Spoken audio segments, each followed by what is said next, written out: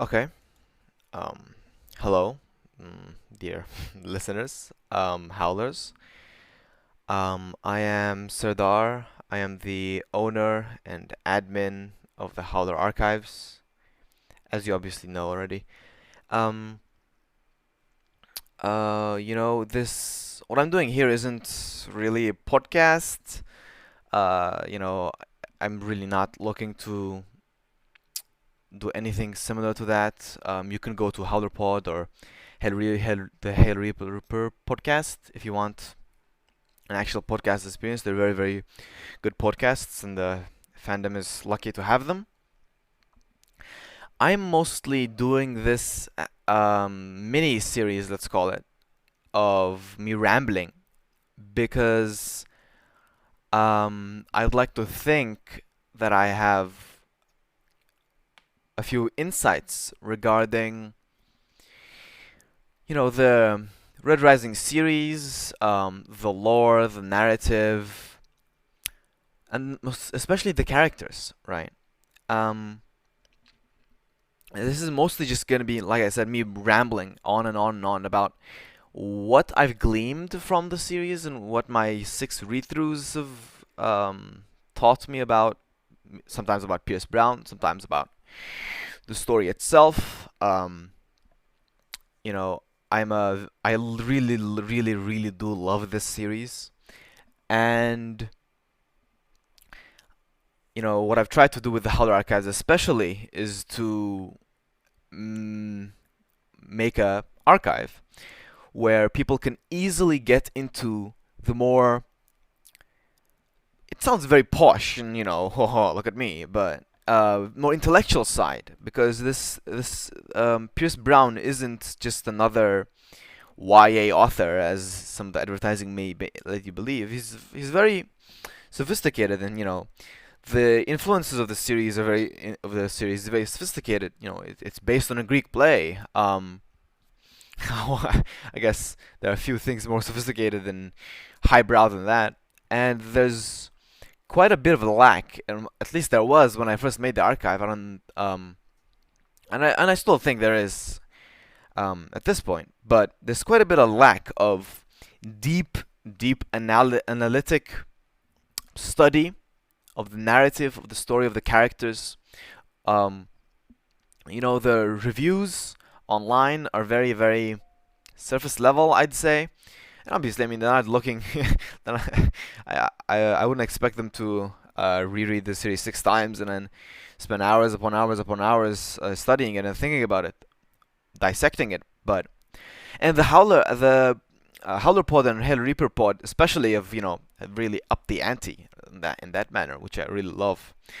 But I still have a lot to say, I think, and this is just gonna be me rambling because I've been, thinking about these and discussing about these for the last however many years, and I think it would just be nice to have them, I guess, out there for other people who either haven't um, thought about it before in this manner, or are looking for something in this way but haven't been uh, exposed to the conversations either on Reddit or on Discord or other places. So yeah, this first episode, it's not gonna. So what I'm gonna be doing here, first of all, this is gonna be recurring, and I'm gonna be doing a study, or at least my opinions on my studies. That's how study sounds bad. My analysis of the Red Rising series.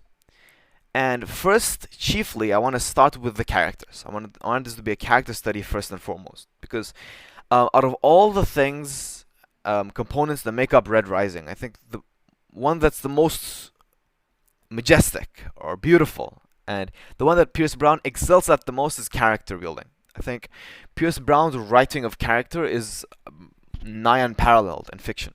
Um, he builds such intricate, amazingly realistic characters that feel like people, and I think it's very much evident in how much the fandom is attached to certain people, be it in a good way, like Severo, or be it in a bad way, like Lysander. Um, you know. So this first little mini series I'm going to be doing is mostly going to be about characters and specific character studies and their adventures and journeys and arcs and their connections with the narrative. Their characters existing both independently of others and dependently on others, within and outside of the context with which they're written. Every single aspect I can think of. I'm mostly going to be doing the main series characters, like the original trilogy of books, Red Rising, Golden Sun, and Morning Star. Mostly because that really does, narratively it is one story done and finished and done. I mean, the whole point of Red Iron Gold is, of course, what happens after the story, what happens after the Disney ending. The consequence of that, that's the whole pitch of the Iron Gold trilogy, the second trilogy. But in terms of the arcs of the characters, I'd like to I think it's pretty obvious that the first trilogy is a beginning, middle, and end. Of course, not to say that there isn't a character progression or arcs in the second trilogy. There is, but it's more of a dissection and it's more of a de-evolution of the characters rather than an evolution. And there's a lot to be said there. Of course, the evolution doesn't bring you back to the beginning of Red Rising. It just takes you on a different path. However, I'm just going to be focusing on the main trilogy, also original trilogy characters first, because that's a done story. I'm not going to be talking about Lyria until the sixth book arc gets released, and until I've wasted a godly amount of hours reading that. But I'm not going to be talking because her story is not done, simply not done. I can't talk about the overall about a character when the end is not there. It's some of the most important stuff. So things like Lyria. Perhaps we could talk about Ephraim because sorry. If you're listening to this without and you haven't read all the books, I'm sorry, but what are you doing? So spoilers abound. I don't think I should need to say that. Anyway, I think I can't talk about Ephraim obviously because he's dead. I will hold up on that though, mainly out of principle and mainly because Volga still continuing on, and we can still talk about Ephraim's character's impact on Volga's character, and we can't fully do that until Volga's character's arc ending and is written, and we know what it is. So, that's regarding the actual series of episodes I'm going to be doing with this. Regarding this one specifically, I want to first. I'm not going to be talking about any character today. In this episode, this is going to be about my epistemic theory. What do I mean by that? What I mean by that is, how do we approach the characters of Red Rising? How do we think about them? How do we analyze them? How do you dissect them? Who are they? What are they? How were they made? How were they written? How did they come about? All these questions. I think we first need a very basic epistemological foundation upon which we can build our analysis, right? I think it's everything becomes much easier when we have a very systematic approach of how Pierce Brown is writing the characters, and this is a very good segue into what I want to talk about next, which is the death of the author. The death of the author is a theory that I do not subscribe to, and Pierce Brown doesn't either. He tweeted about that once, and it was a reply to someone else, I think, but you can search that up. The death of the author is really an idea, the idea that once an author has written a piece of literature,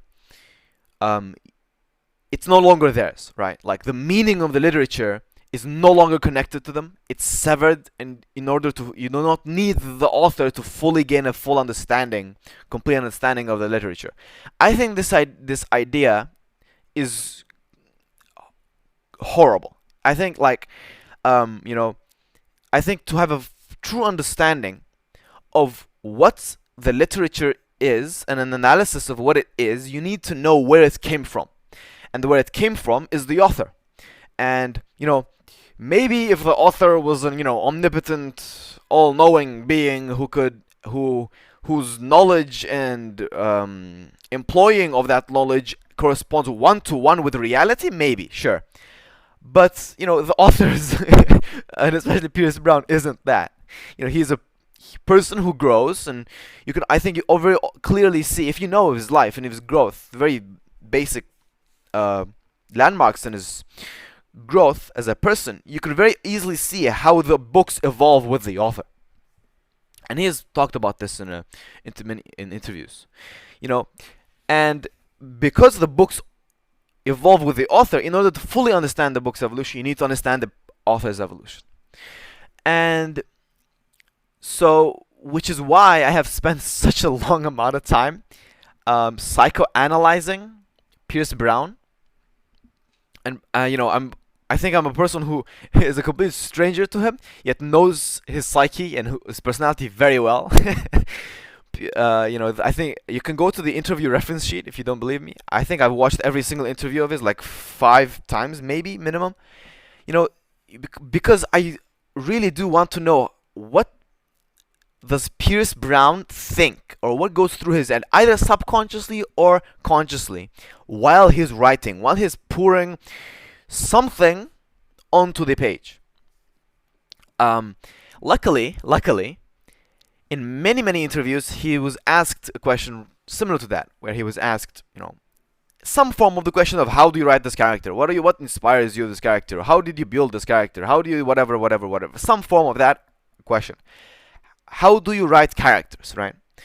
And always the answer Pierce Brown gives is something along the lines of, there's a piece of one time he says a fragment of my soul, he says. He says he gets one piece of himself and then and then builds the character around that.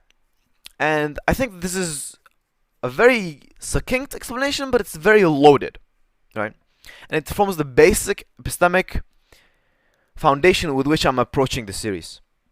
In that, what I think Pierce Brown does, what I've gleaned that he does, is that he extracts some understanding or some emotion or some aspect of himself, maybe of his soul or his personality or his mind, whatever you're going to call it, of himself, and then that forms the basis, the foundation upon the entire character is built. And it also serves as the prime inspiration behind the character's arc, right? In that, for example, let's look at a hypothetical example. You have a character, and this character is based around the idea of familial bond, right? Familial bonds becomes the foundation upon which every single aspect of his character is based, like every personality trait, every single quirk, every single the way they react to things. These are the outside personality, but they're external to the internal essence of the character, which is familial bonds. And these personalities can change, and that's up to the choice of the author. For example, it was entirely possible for Pierce Brown to write Cassius with several like maniacal speech patterns, or personalities and sexual preferences or whatever. But the essence of what makes Cassius would still remain, right? And vice versa.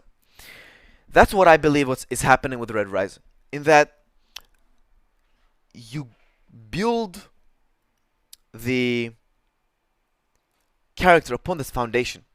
And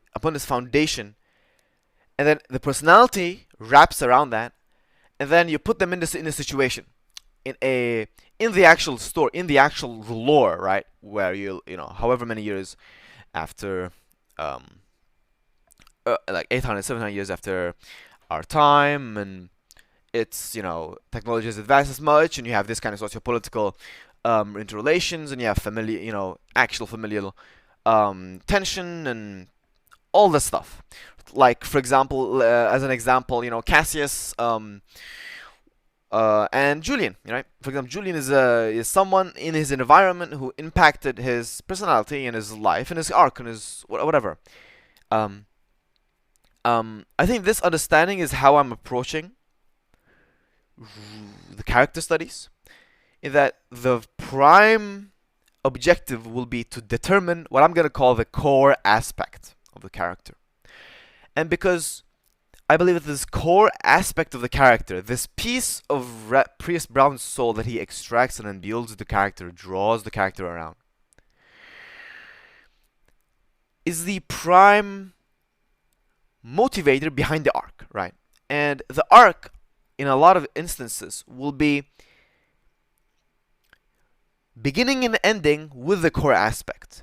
In that you begin with a faulty version of this core, and then over time you learn and you end up as as a perfected Superman, right? In that you've perfected this flaw and you've learned. Your arc has been to develop this core aspect. It's not about any other aspect. It's about the core aspect, not the personality, not the obviously the personality and the context with which the character is in is obviously important, but they all feed into the core aspect, right? And this all is very, very up in the air hypothetical. I understand that, but I think this is very important in forming the basis upon how I'm understanding the characters, because this is how I will be commenting on them. As a bit of a sneak peek, I believe Darrow's core aspect is love. And every single thing in Darrow's arc, from Red Rising to Golden Sun to Morning Star, it all feeds into Darrow's understanding of love. And actually, because the first trilogy, the original trilogy, is Darrow's story first and foremost, I would actually call, and because that story, in my understanding, is the development of his core aspect, which is love. Whenever people ask me, actually, what's the thematic nature of this story? What's the point? What's the narrative of the story? As a general basis, I always tell them it's the story about a boy learning how to love, right? Because love being the core aspect, all the way from the beginning, from Darrow's father, very first line, right, to Io, to losing love entirely, his the depressing period, and then learning to love once more. Not only romantic, it doesn't have to be romantic love specifically. It can be platonic. It can be, between friends, between family. This love, learning to love gold, right? Right, such as people like Severo, Cassius, learning to love Roke, the good aspect of the gold in them, and then and also most importantly, learning to love Mustang. And this is, I think, if you read the story, if you go back and reread the story, with the frame of mind of every single story beat relating to Darrow's narrative arc happening, with reference to him learning how to love, and his failures being his failures as a character, and that as what leads into actual real world events such as Roke's betrayal, are his inability to deal with some aspect of love, either expressing love or either learning to love or being able to love or whatever, or like so just Tactus's betrayal, right? Which is or Roke's betrayal. There was failure of diagnosing the bond, the breaking of love of this bond between himself and Tactus or Roke.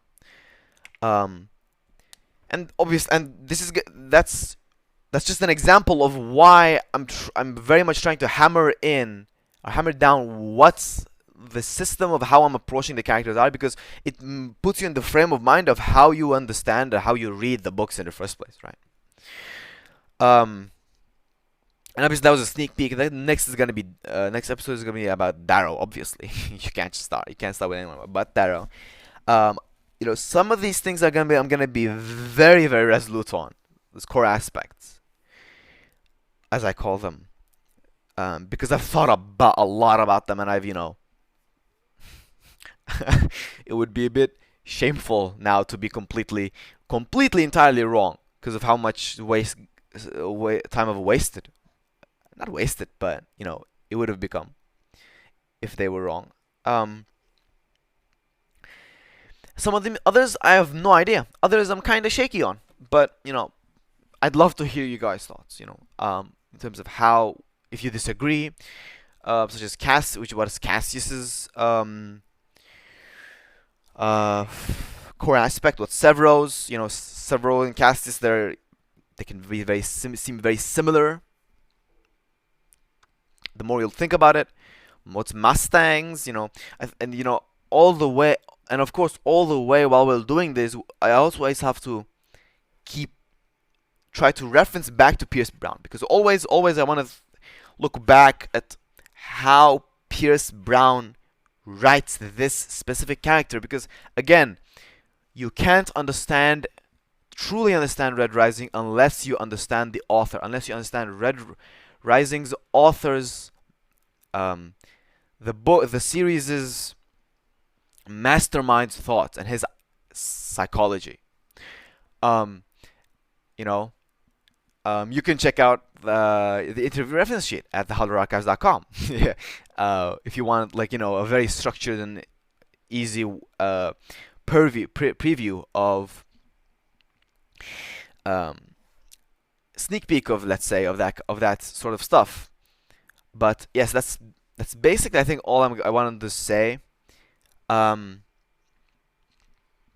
This is not professionally being produced. Yeah, I'm literally sitting in my room with OBS open and like a $30 headset. Like, that's all I'm doing. It's not professional. This is not in any way trying to have some kind of production quality like the podcasts are. I'm just I'm just a guy with a website who's incredibly in love with this series, who wants to share some of his insights. And I would love to hear what you guys said. I'll see you guys, I guess, in next episode.